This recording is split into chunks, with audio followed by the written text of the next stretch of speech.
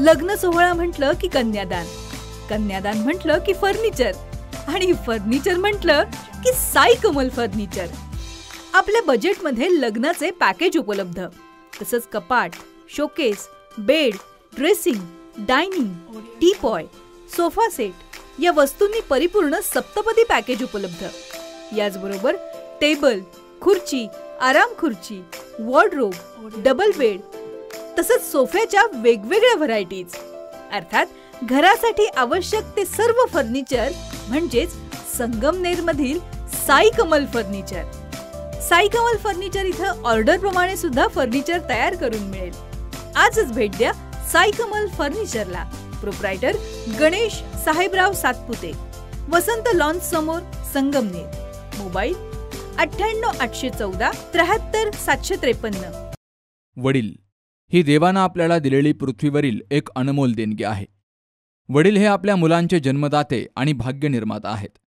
वडील हे मुलांसोबत वडील, गुरु, भाऊ आणि मित्राची भूमिका बजावत असतात. स्वतःच्या आवश्यक गरजा पूर्ण न करता कुटुंबाच्या अनावश्यक गरजा पूर्ण करणारा हे वडील असतात. आर्थिकदृष्ट्या गरीब असतील तर स्वतःच्या फाटलेल्या कपड्यांची पर्वा न करता कुटुंबाची लाज झाकणारा बाप याची तुलना कोणत्याच नात्याशी होऊ शकत नाही, असं हरिभक्तपरायण मधुसूदन महाराज यांनी म्हटलंय. संगमनेर तालुक्याच्या आंभोरे येथील कैलासवासी रामनाथ भाऊराव कोटकर यांच्या प्रथम पुण्यस्मरणानिमित्तानं आयोजित प्रवचन सेवेत ते बोलत होते. शनिवारी 7 जूनला सकाळी 10 वाजता रिद्धी सिद्धी मंगल कार्यालय पिंपरणे या ठिकाणी कैलासवासी रामनाथ भाऊराव कोटकर यांच्या प्रथम पुण्यस्मरण कार्यक्रमाचं आयोजन केलं गेलं. या कार्यक्रमासाठी हरिभक्तपरायण गणेश गिरी महाराज, स्वामी नीलकंठ गिरी महाराज, स्वामी वाल्मिक गिरी महाराज, अशोक खेमनर, सखाराम भोसले, तुळशीराम वाबळे, दशरथ वरपे, अशोक गोंदकर, हरिभाऊ भोर, सुभाष वरपे, वाळेसर, अशोक आरोटे, भारत गांडुळे, दगडू खेमनर, रावसाहेब खेमनर, सहादू खेमनर, प्राध्यापक के.जी. खेमनर, सोमनाथ खेमनर, ॲडव्होकेट संदीप जगनर यांसह विविध क्षेत्रातील मान्यवरांची उपस्थिती होती. यावेळी हरिभक्तपरायण मधुसूदन महाराज, सोमेश्वर आश्रम, पिंपळवाडी, शिर्डी यांच्या सुश्राव्य कीर्तनाचा कार्यक्रम झाला. तर आलेल्या मान्यवरांनी कैलासवासी रामनाथ भाऊराव कोटकर यांना श्रद्धांजली अर्पण केली. सीताराम कोटकर यांनी आपल्या वडिलांना भावपूर्ण श्रद्धांजली अर्पण करत सर्वांचे आभार मानले.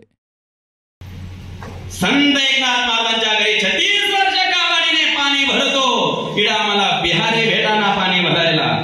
नाथांच्या घरी महाराज जगाचा चालक मालक परमात्मा परमेश्वर अखिल कोट ब्रह्मांड नाही करतो मान्यता करतो शक्ती ज्याच्या जवळ आहे, जो जगाचा पिता आहे, तो नाथांच्या घरी.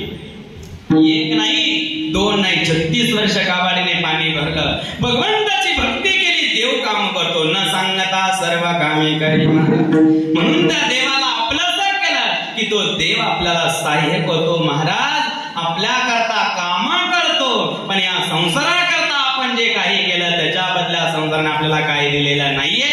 म्हणून तुकाराम महाराज म्हणतात, देवाच्या व्यतिरिक्त जे आहे ते दुःखाला कारण आहे. म्हणून त्या देवाला आपलंसं करा. आपुला तो एक देव करून घ्यावा, तेरे विना जीवा सुख नव्हे. एरती माईके दुःखाची जनते नाही आधी अंती अवसान. अविनाशी करी आपुले आयसे लावे मनापिसे गोविंदाचे. तुका म्हणे का मरण्याचे सरे उत्तमाचे उरे कीर्ती मागे.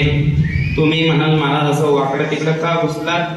अभंगाचं चिंतन केल्यानंतर लक्षात येईल की पहिल्या चरणामध्ये देव प्राप्त झाला की सुख मिळतं. कारण या जीव असा आहे की सुखच मिळतं का अजून काय मिळतं? पुन्हा तुकारामांनी देवाची प्राप्ती केली की शेवटच्या चरणामध्ये कीर्ती रूपाने जिवंत राहता येतं. मग तुकाराम देवाच्या प्राप्तीचं साधन तृतीय चरणामध्ये, आणि देवाच्या व्यतिरिक्त जे दिसतं ते काय, ते द्वितीय चरणामध्ये. आणि म्हणून झालेली सेवा ब्रह्मलीन सद्गुरु श्री नारायणगिरीजी महाराजांच्या चरणकमली समर्पित करून रामनाथना प्रपंचमधून परमार्थ केला. रामनाथ भाऊचे अनेक बाबांना तुंडीपाठ होते. रामनाथ भाऊ अभंग तुंडीपाठ म्हणत होता. असा एक रामनाथ भाऊ त्याचे आपल्याला भगवान सद्गती देणारच, तरी ही आपल्या सगळ्यांच्या वतीने श्रद्धांजली. भाऊंना श्रद्धांजली देण्यासाठी आला. भाऊ किती बोललं तरी तुम्ही पडून हे करारी व्यक्तिमत्व होतं, कष्टाळू व्यक्तिमत्व होतं, आणि ते भाऊ गेले त्यांच्या मुलीतच आलं. ते दुःख सहन करण्याची मी त्या परमेश्वराला विनंती करतो. आज या ठिकाणी आंबोरे येथील रामनाथ भाऊराव कोटकर आपल्यातून जाऊन 1 वर्ष झालं. त्यांच्या निधनामुळं त्यांच्या मुलाला, पत्नीला, नातेवाईकाला जे दुःख झालं ते दुःख सहन करण्याची परमेश्वर त्यांना शक्ती देवो. आंबोरी, दिग्रस, कोळवाडी, पिंपळणे या गावातील सर्व जी बंदी मंडळ आहे त्यांनी सुद्धा केंद्ररूपी सेवा दिली आहे. मी सर्वांचं मनपूर्वक आभार मानतो. त्याप्रमाणे साऊंड सिस्टीम संस्काराचं रूप देण्याचं काम रामनाथ भाऊंनी केलेलं आहे. त्यांचा मुलगा सीताराम त्यांची सोनबाई या जिल्हा परिषद प्राथमिक शाळा शिल्लर या ठिकाणी कार्यरत आहे. खऱ्या अर्थाने भाऊने जे संस्कार दिले आहेत त्या संस्काराचे जे कुटुंब आहे ते खऱ्या अर्थाने या कुटुंबाचा एक आधारवर गेल्यामुळं या ठिकाणी त्यांना दुःख होणं साहजिकच आहे. खऱ्या अर्थाने या दुःखातून सावरण्याची त्यांना परमेश्वर शक्ती देवो अशी माझ्या परिवाराच्या वतीने सभामंडपातील सर्वांच्या वतीने त्याप्रमाणे कौशल मुद्दा पाटील साहेब विद्यालय व जिल्हा कॉलेजच्या सर्व स्टाफच्या वतीने त्याप्रमाणे आमच्या संस्थेचे चेअरमन डॉक्टर सुनीलजी ठाकरे साहेब त्यांच्या वतीने त्या मामांना भावपूर्ण श्रद्धांजली अर्पण करतो. आता हा मामांचा तसं खऱ्या अर्थानं जर प्रवास बघितला तर खूप खडतर असा प्रवास त्यांनी पास केला आणि ह्या खडतर प्रवासातून वाकड पण मोडणार नाही असं त्यांचं ध्येय होतं आणि या ध्येयामधून त्यांचं 1 वर्ष आज प्रथम पुण्यस्मरणानिमित्तानं खऱ्या अर्थानं आम्ही न कुटुंबियाच्या वतीने आमच्या दिग्रस गावच्या वतीने सन्माननीय नामदार राधाकृष्ण विखे पाटील यांच्याही वतीने मामांना मी भावपूर्ण आदरांजली समर्पित करतो. कैलासवासी रामनाथ मामा त्यांच्या प्रथम पुण्यस्मरणाच्या निमित्तानं आपण सर्वजण या ठिकाणी मोठ्या संख्येने उपस्थित राहिला त्याबद्दल मी आंबोली ग्रामस्थांच्या वतीनं आपल्या सर्वांचे या ठिकाणी आभार मानतोय. तर पाहिलं तर रामनाथ मामांच्या बाबतीत सांगायचं ठरलं तर रामनाथ मामा हे सत्यवादी सर्वसमावेशक व्यक्तिमत्व होतं. जसं एखादी सकाळी वेलीवरती उमरलेलं फूल दिवसभर इतरांना तृप्त करतं म्हणून तृप्त करतं त्याप्रमाणे रामनाथ मामांनी आपल्या आजूबाजूतील पंचकृषीतील सर्वसामान्य लोकांना समानतेची वागणूक देऊन त्यांना न्याय देण्याची भूमिका त्यांनी सातत्याने ठेवली. परमार्थाचे विचार त्यांनी तळागाळापर्यंत पोहोचवले असं हे व्यक्तिमत्व आपल्याकडून गेलं आहे. खरोखरच रामनाथ मामांच्या जाण्यानं संपूर्ण गावाला दुःख झालेलं आहे. निश्चितपणानं रामनाथ मामांचे चिरंजीव त्यांचा संपूर्ण परिवार रामनाथ मामांचे विचार पुढे घेऊन जाण्याचं ध्येय निश्चित समोर ठेवली.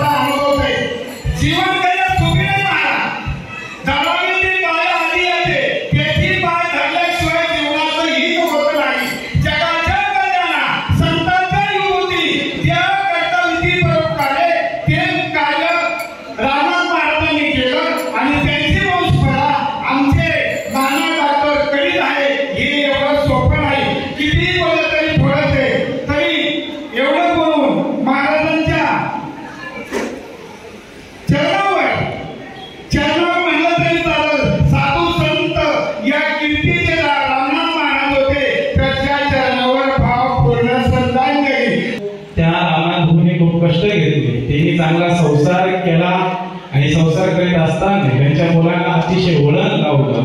मुलांनाच वळण नाही त्यांच्या बंधूंना वळण लावलं. आमच्या काय पाठीशी आणि आश्रमात सहकार्य करणारे आमचे डॉक्टर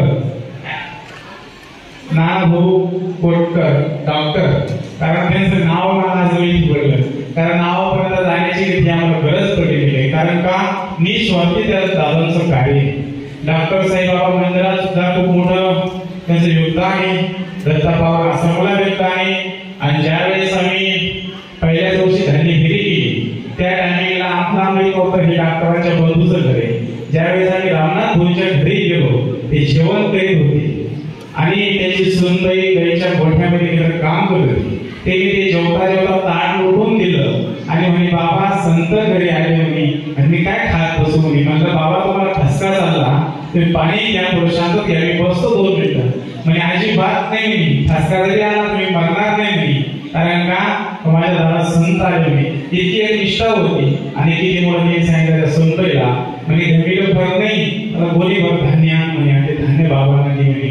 मग मला बाबा तुम्ही ओळख म्हणे, ओळख कशाची म्हणे, धर्माचा कपडा तुमच्या अंगावरती म्हणे, कपाळाला भस्म आहे म्हणे, घरी एवढी माळ आहे म्हणे, तुम्ही संत आहे म्हणे. आणि साधूला काय विचारू म्हणजे कुठून आले काय आले, साधू संताला जात पात नसते म्हणे. ते एवढं बोललं आणि आम्हालाही खूप बरं वाटलं. म्हणलं तुम्ही काय करता, म्हणजे मी ज्ञानेश्वरी वाचतो, पारायण करतो म्हणे, आणि मग गावात जातो म्हणे, 2 फुलं आपल्या पांडुरंगाच्या शरीरात ठेवायचे, 2 मित्रांना भेटायचं, जे ऐकावं वाटतं ते ऐकायचं, बाकीचं सोडून द्यायचं म्हणे, आपल्या गाया वगैरे बघायचं म्हणे. असा त्यांचा हा जीवनाचा प्रवास होता. बाबा हो, त्यांचं आपण 2 दिवस गुण करतो, 1 दिवस गुण घेतो, पण हा सर्व नसतं. आपण हे कीर्ती केली पाहिजे, कारण आपल्याला ह्या जीवन पुन्हा नाही आहे का नाही. कितीतरी कोट्याचा हा फेरा आहे, लक्ष कोटी फेरा. ह्या फेऱ्यातून मुक्ती होत नाही. माळ घातली, भुका लावला, चंदन लावला, टाळ वाजवला, यांनाही मुक्ती भेटत नाही. कारण मुक्ती करण्यासाठी खूप मोठं साधन घेणं पडतं, आणि साधन संतांच्या चरणी घेणं पडतं. तर काही लोक संतापाशी येतात, संताच्याच टिकीकडे घेतात, असंही होतं. पण असं झाल्यानं संताला काही केलं काही कमी पडत नाही, कारण तुम्ही तुमचा संसार नाही करू शकत, धर्मदर्शन करू शकता. त्यासाठी आपण या सनातन धर्मामध्ये, हिंदू परंपरेमध्ये खूप फरक होतो. भगवंत त्या रामनाथ भाऊला देवाचे स्थान देव.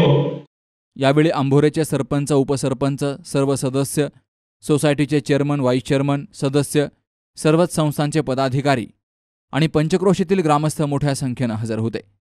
कैलासवासी रामनाथ भाऊराव कोटकर यांच्या पश्चात पत्नी गंगा भागीरथी छबुबाई रामनाथ कोटकर, भाऊ पांडुरंग कोटकर, डॉक्टर नानासाहेब कोटकर, दशरथ कोटकर, मुलगा सीताराम कोटकर, सून कविता कोटकर, बहीण दगडाबाई आरोटे, झुंबरबाई पचपिंड, नानीबाई थोरात, अहिल्याबाई जोंधळे, जनाबाई घुले, पुतना विशाल कोटकर, सून निकिता कोटकर, नातू जयेश कोटकर, नात अतिक्षा कोटकर, मुलगी संगीता गागरे, पुतणी संगीता वाडेकर, शैलजा वरपे, आरती गुंजाळ, पुतना विकास कोटकर, सून अर्चना कोटकर, नातू वैभव कोटकर, नात अपेक्षा गागरे, शीतल कोटकर, नातू प्रसाद कोटकर असा मोठा परिवार आहे.